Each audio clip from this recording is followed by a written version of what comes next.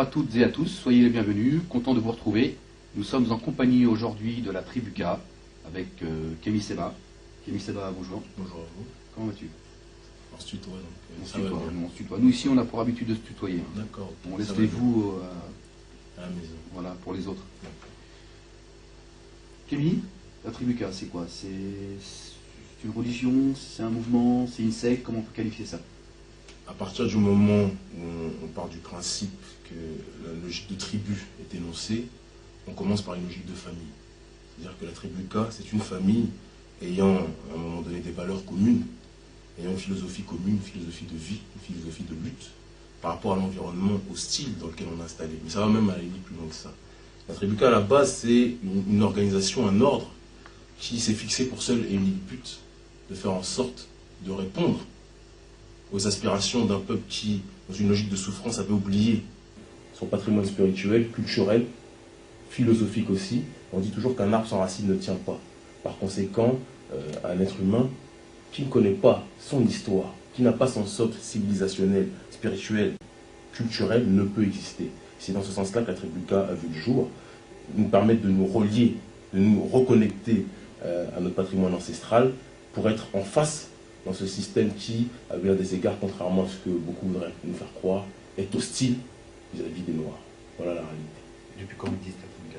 Elle existe, vous savez, quand on dit depuis quand existe la tribu K, ça voudrait dire que ça serait une création, alors que notre logique, on est dans une logique de filiation quelque part. On est dans une logique de filiation par rapport à ce qui a été fait auparavant. Donc quand tu me dis, pardon, Ahmed, que depuis quand existe la tribu K, non. Depuis quand existent les Noirs, depuis quand existent les Kémites. K, ça signifie énergie créatrice, ça signifie à un moment donné la force, ça signifie la foi aussi, la vie. Et c'est ce qu'il y a en nous, c'est ce qu'il y a en chacun d'entre nous, même si le système occidental, occidentalo-sémite, pour aller même plus loin, s'est évertué depuis des siècles et des siècles à nous brimer et à faire en sorte que cette vie ne puisse plus exister. Depuis quand Kémy Seba a envie de, si je peux me permettre, de faire revivre la tribu K?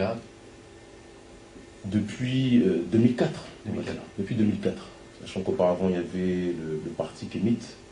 Depuis 2004, je me suis rendu compte, lorsque j'étais porte-parole du parti Kémite, donc qui était une organisation afrocentriste radicale, taxée en tout cas par vous comme radicale, je me suis rendu compte que la logique spirituelle manquait réellement par rapport à l'action qu'on était en train de mener, qu'on ne pouvait pas se dire Kémite, parce qu'il faut revenir sur cette identité à un moment donné.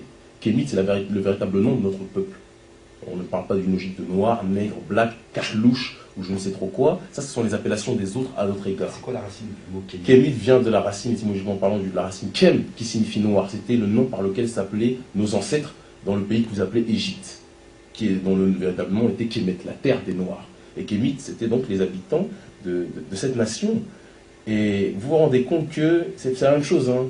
À un moment donné, il est toujours plus simple pour un individu, pour un être humain, de se voir de par son propre prisme, plutôt que d'être perçu par autrui. Africain, ça vient de Ifriqiya, qui est l'appellation romaine d'une tribu berbère originaire de Tunisie. On n'est pas des Tunisiens. Antillais, c'est un lieu où on a été déporté, jusqu'à preuve du contraire. Si vous naissez dans des toilettes, vous n'allez pas dire que vous êtes des déjections parce que vous êtes né dans des toilettes. Si vous naissez dans une porcherie, vous n'allez pas devenir porc parce que vous êtes né dans une porcherie. De la même façon que Antilles, c'est un lieu où on a été déporté. Afrique, c'est un lieu, un nom qu'on nous a donné. Le véritable nom de notre peuple, c'est Kémite.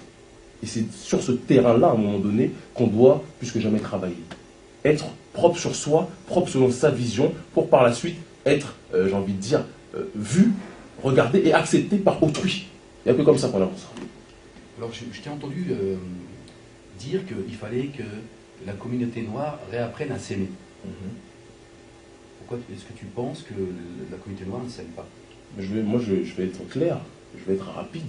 Quand je parle de la communauté noire qui ne s'aime pas, moi je parle de faits, de résultats.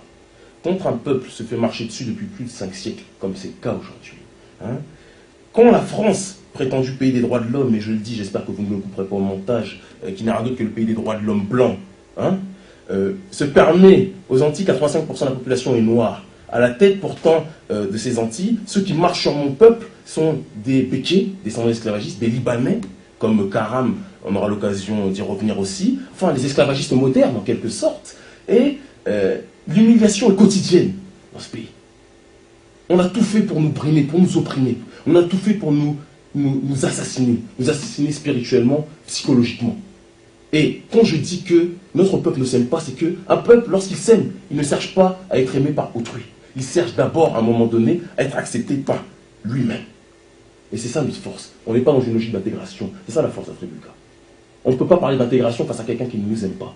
Si quelqu'un te met des gifles, il faut vraiment être stupide pour vouloir lui tendre l'autre joue, comme dirait Luther King, à un moment donné, en lui disant « je vais te forcer à m'aimer ». Non. Tout ça est révolu. Il est temps, à l'heure actuelle, que notre peuple puisse comprendre qu'il n'a pas besoin des autres, qu'il est assez grand pour exister. Ça n'a rien à voir avec de la haine. C'est l'amour de soi qui nous permettra de nous unir avec le reste de l'humanité. Et c'est ça qui nous manque actuellement. On veut être amis avec tout le monde, mais quand on est entre nous, à bien des égards, en tout cas, c'était le cas il y a quelques temps, la communauté noire elle avait du mal à s'aimer. C'est une réalité. C'est une réalité. Alors, est-ce que la tribu K a un problème avec les Blancs? On entend dire de la part de... On entend des commentaires, des gens qui disent la tribu K, c'est une secte, ils sont racistes, ils ont un problème avec les Blancs. Est-ce que c'est vrai? Je vais dire une chose. Moi, le blanc n'est pas assez important pour que je passe mon temps à m'occuper de lui, comme dirait l'autre. Moi, là, ce qui me dérange, c'est quand quelqu'un me marche sur les pieds. Si quelqu'un avec des cornes sur la tête, violet de peau, vient et me marche sur le pied, à tel point qu'il m'écorche le pied, je lui coupe le pied. Je me moque de sa couleur de peau. Il se trouve que, depuis des siècles, ceux qui nous marchent sur les pieds ont une apparence bien précise. Ils ne sont pas martiens, ils ne sont pas chinois, en tout cas pas exactement, et bon, ils sont leucodermes, ils sont pâles de peau. Qu'est-ce que tu veux que j'y fasse? Ces gens-là, à partir du moment où ils me marchent sur les pieds, je me défends et j'appelle mes frères et mes sœurs à se défendre. Je pense que c'est la simple intelligence. Si quelqu'un vient et s'attaque à ton enfant, on peut même prendre la parabole du serpent. Tous les serpents ne sont pas venimeux. Mais si ton bébé s'approche, tu vois un serpent dans ton jardin qui s'approche de ton bébé, tu ne vas pas chercher à ausculter le serpent pour savoir s'il est venimeux ou pas. Tu vas retirer ton enfant du serpent parce que l'expérience te montre que, même s'il y en a qui ne sont pas venimeux, à ton égard, bien souvent, il y a eu des morsures. En même temps, tous les Blancs n'ont pas de problème avec les Noirs. Si tu as compris un minimum mon exemple, tu comprends que tous les serpents ne sont pas venimeux. Mais ça ne demeure pas, ça ne change rien, en tout cas au résultat qui est que si mon enfant s'approche de ce serpent, je te le dis comme je le pense, et je pense que instinctivement tu feras la même chose, tu retireras ton enfant. 4 siècles d'oppression, je n'ai pas le temps de savoir si tous les Blancs ne sont pas méchants ou quoi que ce soit. Je ne suis pas, on n'est pas des gens, comment dirais-je, qui ne pouvons parler qu'avec des Noirs, on n'est pas en train de dire ça. Quand on voit, excuse-moi rapidement, lorsqu'on voit des Blancs dans la rue, on n'est pas là en train de faire la chasse aux Blancs. Mais je dis que dans une logique de famille, on se réunit d'abord avec les nôtres avant de songer à s'unir avec les autres. Quand les meubles d'une maison, dans votre maison, sont retournés, vous n'allez pas songer à faire le ménage à côté, alors que déjà dans votre maison, excusez-moi le terme, c'est le bordel. Moi je nettoie d'abord dans ma maison, avant de faire la conchita ou le ménage dans la maison d'à côté. Alors, on peut l'accepter. Quand on est blanc, Kémy, est-ce qu'on peut adhérer au combat de la tribu K? Quelles sont les conditions pour adhérer? Je ne sais pas si le mot il est approprié, pour adhérer à la tribu K. Il n'est pas, enfin, il est approprié. Est-ce qu'il est approprié ou pas approprié? La réalité, c'est que ceux qui veulent nous aider, il faut qu'ils nous laissent exister. Ceux qui veulent nous aider, il faut qu'ils nous laissent nous débrouiller. On n'est plus des enfants. Ce qui m'insupporte et ce qui fait qu'on est à chaque fois surnommé nazi noir ou je ne sais trop quoi, on en a marre de tous ces gens blancs, arabes, autres, et tout ce qui s'ensuit, soi-disant de bonne volonté, mais qui veulent toujours être là pour guider nos pas. Si vous nous aimez... Sans forcément être là en tant que conseiller. Si tu peux me permettre de terminer à un moment donné ma phrase, si vous voulez nous aider, laissez-nous faire notre vie. Laissez-nous redevenir ce qu'on se doit d'être. Parce qu'à une époque où vous n'existiez pas, que ce soit les leucodermes, que ce soit les arabes ou autres, et notre peuple était un peuple qui avait une grandeur spirituelle, comme je l'ai dit au départ, une grandeur qui faisait que l'équilibre, la vérité, l'équité, la rectitude étaient des valeurs, des concepts qui étaient plus que jamais appliqués. Aujourd'hui, il y a eu la nuit, l'obscurité de l'esclavage, l'obscurité de la colonisation qui a joué. Par rapport à ça, il est temps que nous-mêmes on fasse notre propre introspection et qu'on fasse en sorte de pouvoir se relever. Et ça, personne ne pourra nous aider. Si vous nous aimez, conscientisez les vôtres. Conscientisez les vôtres. Mais laissez-nous faire à un moment donné, notre logique de résurrection. C'est ça le plus important. Moi, ce qui m'insupporte, je vais te dire, et ça peut choquer, moi je préfère Jean-Marie Le Pen à des humanistes même je vais choquer, en disant François-Xavier Verschave, qui a écrit France-Afrique, etc. Parce que très sincèrement, les Blancs qui veulent nous aider, je ne dis pas qu'ils font ça méchamment, mais l'homme noir est toujours dans cette logique où il veut, à un moment donné, être proche de l'autre. Mais il a besoin de comprendre que l'autre n'est pas forcément gentil, que l'histoire a montré que l'autre n'est pas forcément gentil, l'histoire a montré qu'il était plus que jamais nécessaire qu'on compte sur nous-mêmes à la base. Voilà la réalité, voilà la priorité. Et tant que les gens n'auront pas compris ça, on n'avancera jamais. Moi je le dis, je préfère Gollnisch ou Le Pen. Lui me dit qu'il ne m'aime pas. Moi je sais que je n'aime pas ceux qui ne m'aiment pas. Voilà. Au moins lui me montre sa réalité. Il n'est pas en train de nous faire une François Hollande ou autre, en nous faisant croire que... Il y a aussi ceux qui t'aiment, et qui ne sont pas forcément noirs, et qui sont honnêtes et sincères. Ceux qui m'aiment. On ne peut pas dire non plus que ceux qui sont blancs sont des gens... Si tu écoutes un dixième de mon discours, tu comprendras que je dis que ceux qui m'aiment, qu'ils aillent conscientiser les leurs. Basta. C'est tout. J'ai rien d'autre à leur dire. Je ne suis pas là en train... Je ne vais quand même pas mettre un petit mot. Très bon résultat, très bonne action. Jean-Michel, Stéphane, Rachid Mouloud, vous avez bien aidé les Noirs. J'en suis pas là. Donc ça veut dire... laissez-nous avancer seuls. Seuls.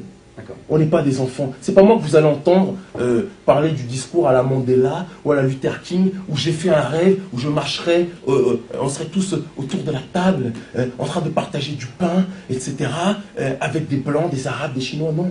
Moi, pour l'instant, je suis en plein cauchemar. Et mon cauchemar fait que ma première volonté d'en sortir voudrait que je sois avec les miens. Voilà mon rêve. Mon rêve, c'est que je sois avec les miens et qu'on puisse en sortir seul. Une fois qu'on aura fait ça, on pourra faire comme la petite maison dans la prairie où on marchera tous main dans la main. Si vous voulez, je me mettrai une tulipe dans les cheveux. Hein, et on gambadera dans la prairie. Alors, Kim Seba, les objectifs concrets de la Tribuca, c'est quoi? Les objectifs concrets de la Tribuca, je l'ai dit à la base, mais non, qu'est-ce que le concret? C'est de contribuer à remettre notre peuple à la place où il se doit d'être. Pour cela, il y a plusieurs moyens. La conscientisation. Dans ce sens que chaque dimanche, nous faisons des assemblées kémites. C'est-à-dire qu'on part du principe qu'on va à la rencontre des frères et des sœurs, les éléments masculins de la Tribuca, ce qu'on appelle les Metzatones, les fils d'Atona. Atona étant dans notre conception le créateur, parce qu'à un moment donné, il est nécessaire de parler du créateur dans une langue qui nous est propre, plutôt que de parler d'Allah, Yahvé, etc., puisque c'est quelque chose qui est corollaire à une situation bien donnée, à une civilisation bien précise, quoi qu'on en dise. Donc, on fait des assemblées kémiques pour restructurer spirituellement, culturellement, les nôtres. Parce que les frères et les sœurs ont besoin de ça. On peut considérer que c'est une religion, Kevin. Excuse-moi de te couper. Religion, à un moment donné... C'est un peu flou, bien sûr. Mal à comprendre.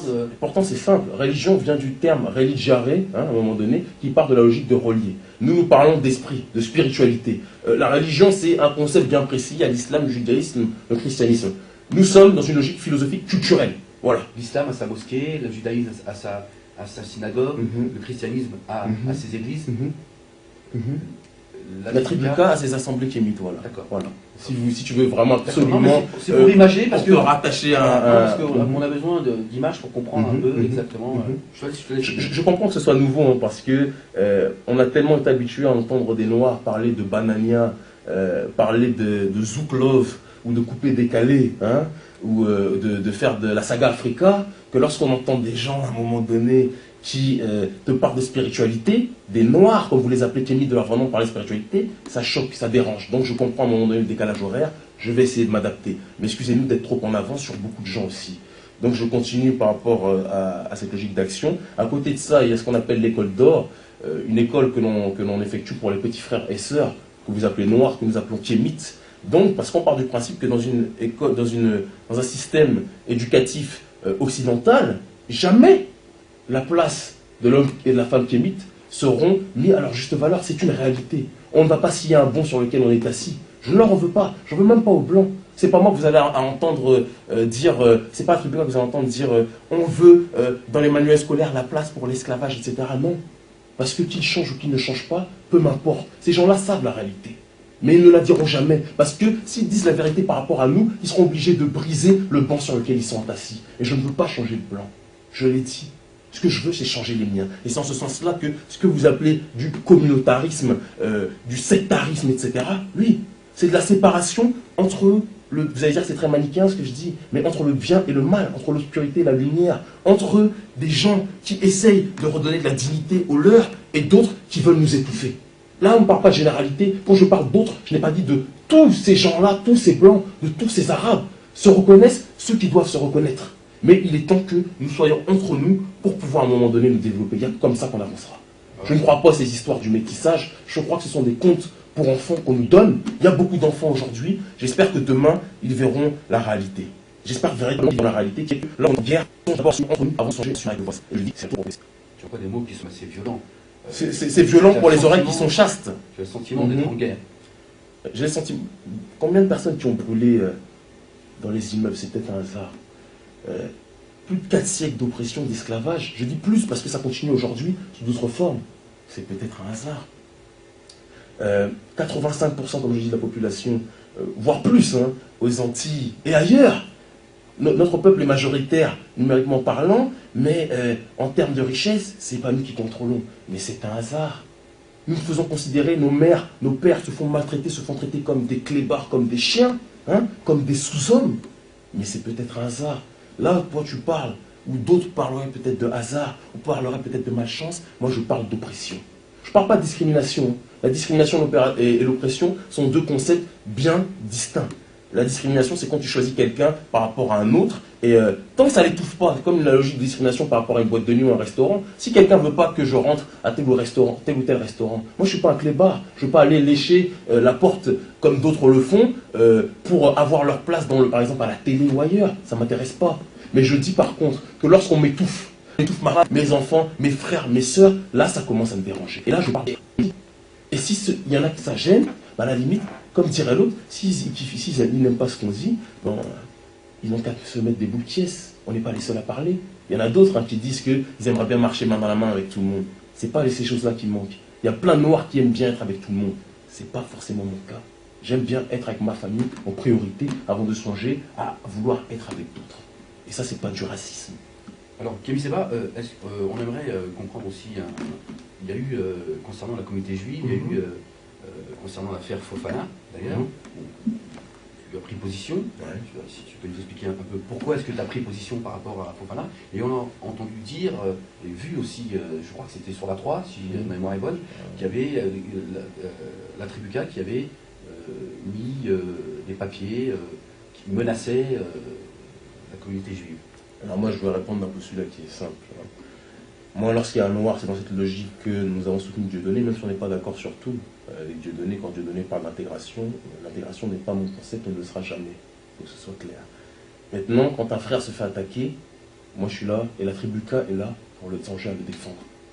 Youssouf Fofana, on m'a raconté, j'ai appris à la télé comme tout le monde, hein, qu'il aurait coupé les testicules de Ilan Halimi, du pauvre Ilan, etc.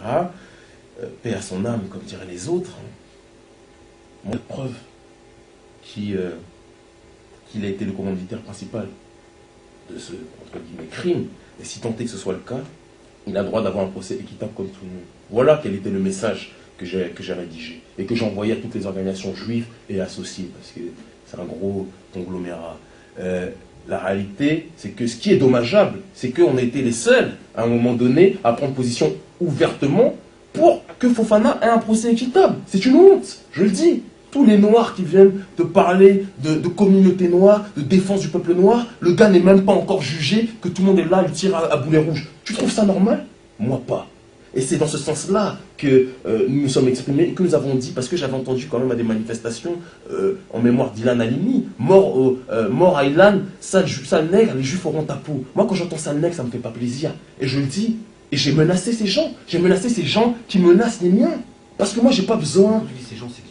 C'est pas toute la communauté juive, c'est... Mais j'ai dit ces gens qui ont menacé. Si tu veux faire un amalgame, tu le fais. Je parle non, justement, je te pose la question pour qu'on comprenne à qui tu t'adresses. D'accord. Moi, je m'adresse à ceux qui marchent sur mon peuple et qui sont nombreux. Et beaucoup de gens peuvent se reconnaître par rapport à ce précepte-là qui est que sale nègre, les juifs auront ta peau.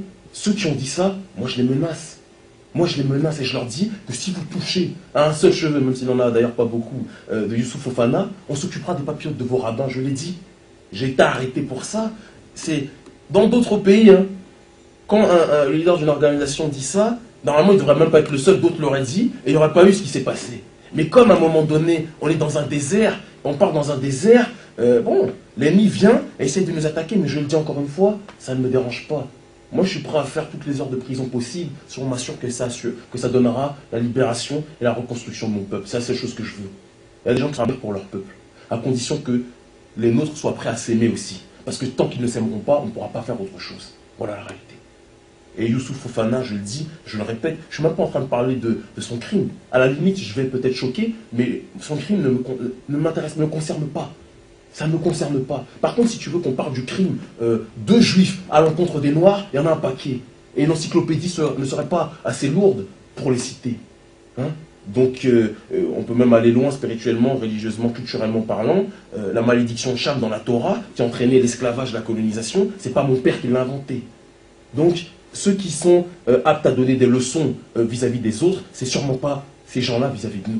Nous sommes aptes à leur donner des leçons. Et c'est pour ça que je leur dis, et je leur redis ici encore, que ces gens qui menacent les miens ont intérêt à rester tranquilles. Parce qu'on n'a pas besoin, certains disent, oui, la tribu K, vous les menacez, vous êtes un groupuscule d'une trentaine, de 30 personnes. Moi, je n'ai pas besoin d'être 1000 personnes décidées pour changer le cours de l'histoire. Les nègres marrons, ce n'était pas 90% de la population, mais ils ont brûlé les plantations. Donc ceux qui me marchent sur les pieds, je le dis, on leur coupera le pied. Voilà la réalité. Donc le message a bien été donné de la part de la tribu K. Maintenant, après, les médias, tu sais comment ils sont, surtout avec la tribu, ils aiment bien diaboliser, amplifier les choses, et d'autres aiment bien se poser en victime de manière éternelle. C'est leur fonds de commerce. Moi, j'ai pas envoyé de frères ou de sœurs mettre des lettres, parce que c'est ce qui a été raconté par les médias, hein, soi-disant dans leur boîte aux lettres, lettres de menaces, etc. Non. Il y a un mail qui a été envoyé, signé par moi-même, au nom de la Kémy Seba, leader de la tribu K, qui est envoyé à toutes ces organisations juives. Pas des lettres. Pas des lettres. Après, eux-mêmes, ils aiment bien simplifier. C'est cette culture de la peur qui fait que certains d'entre eux peuvent exister en tout cas. Donc, c'est leur fonds de commerce, ça ne me dérange pas.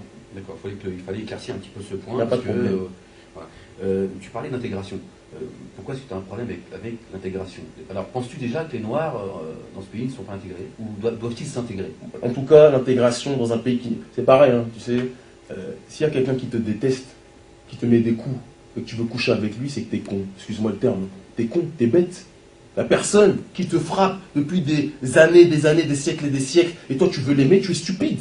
Et je le dis franchement. Et je le dis à tous ceux, noirs comme blancs, qui pensent cette situation-là à un moment donné, qui portent ce regard, qui pensent qu'on peut aimer un pays qui vous a vomi au visage, qui vous vomit au visage, qui vous déteste. Je pense qu'il ne faut pas être très pointu, en tout cas, dans l'esprit pour faire ça. Je ne veux même pas m'ouvrir aux autres communautés. Chacun règle ses débats en interne. Mais en ce qui concerne mon peuple, moi je le dis, quand je vois ce qu'on subit, parler d'intégration, ça entraînera la désintégration des miens. Il y a l'Afrique qui est en train de tomber. Certains veulent s'intégrer à un pays qui est en train de tuer mon continent. Mais alors là, ça craque ou quoi? Là, Kémy, tu parles de la communauté noire en général, ou tu parles de la tribu K? Moi, je parle de la tribu K et de ceux qui se reconnaissent dedans. Ça a toujours été ma logique. Moi, je ne suis pas là, je le dis. Je représente ceux qui se reconnaissent en mon discours. Je ne suis pas là pour parler au nom de tous les Noirs. D'ailleurs, il y a des Noirs que je vois dans la rue. Quand je vois ceux qui veulent singer l'homme blanc, ça ne me concerne pas. Je le dis franchement. Moi, je parle au nom de ceux qui ont de la dignité, ceux qui s'aiment, ceux qui aiment leur peuple. Je parle au nom de ces gens-là. Et c'est pour ça que, lorsque nous sommes dans la rue, etc., certains frères viennent nous saluer parce qu'ils se reconnaissent dans nos propos. D'autres ne viendront jamais parce que quand tu partages le lit d'une Stéphanie ou d'une Micheline, etc., que tu entends le discours de Kémy Seba, c'est difficile d'être d'accord avec moi et avec la tribu K. Je le comprends, je le cautionne. Alors, quelles sont les relations, tu parlais tout à l'heure de Dieudonné, quelles sont les relations entre la tribu K et Dieudonné? On sait qu'il y a des points qui sont... Ben moi, il y a des points, comme j'ai dit tout à l'heure. Moi, la logique d'intégration, elle ne me concerne pas. Je l'ai dit et je la répète là aujourd'hui. La logique de métissage culturel ou quoi que ce soit, elle ne me concerne pas. Je le dis aussi. Parce que je pense que ça ne veut pas dire que dans 1000 ans, ma descendance ne songera pas, si la guerre, si l'oppression est terminée, ça ne veut pas dire qu'elle ne songera pas à aller voir ailleurs. Mais on est tellement loin de cette fin de l'histoire que pour l'instant, je me construis avec les miens. Et ça, je pense que n'importe qui peut l'accepter. Et là encore, une fois, c'est le discours de la tribu K. Je ne force pas les amoureux des Blancs ou les amoureux des Arabes ou des Juifs à faire cette chose-là. C'est la tribu K qui prône ce discours-là. Si groupusculaire, entre guillemets, qu'elle soit, comme certains aiment bien le dire. Maintenant, Dieudonné, en ce qui concerne... le Code Noir, bon, c'est un film, un projet qui est intéressant. Comme je le dis, c'est pas une finalité. Que tu soutiens? Si je dis que c'est intéressant, c'est que je pense le soutenir aussi. Certains disent que c'est intéressant, mais ils ne veulent pas le soutenir. Bah, si je suis là, en tout cas, c'est pour dire aussi que je le soutiens. Mais je le répète encore une fois, c'est pas une finalité. Malcolm X, il y a eu un film sur Malcolm X en 92 avec Spike Lee, hein, mais c'est pas le film Malcolm X qui fait que le peuple redevient libre. Faut faire attention. Quand j'entends des gens qui voient comme finalité d'un combat un film, ça me donne des frissons. Parce que je me dis que l'ennemi n'a pas fini de rigoler avec nous. Voilà la réalité. Mais si maintenant il faut soutenir, moi je l'ai dit, j'appelle mes frères et mes sœurs à soutenir ce film à partir du moment où ça va dans la logique de la reconstruction, de la résurrection des murs. Ça, il n'y a pas de problème. Je finirai avec une dernière question, si tu peux y répondre en 2 mots. On sait que la communauté noire dans ce pays, pour une grande majorité, ne va pas aux urnes. Est-ce que tu penses qu'il est important que la communauté noire aille aux urnes? Je vais probablement te déplaire dans ce que je vais dire, mais tu sais que plaire ou déplaire, c'est pas ma préoccupation. Moi, noir, qui parle d'élection en France, ça me fait rigoler. T'es en prison, tu veux choisir le maton qui va te taper, soyons sérieux. Non, soyons sérieux.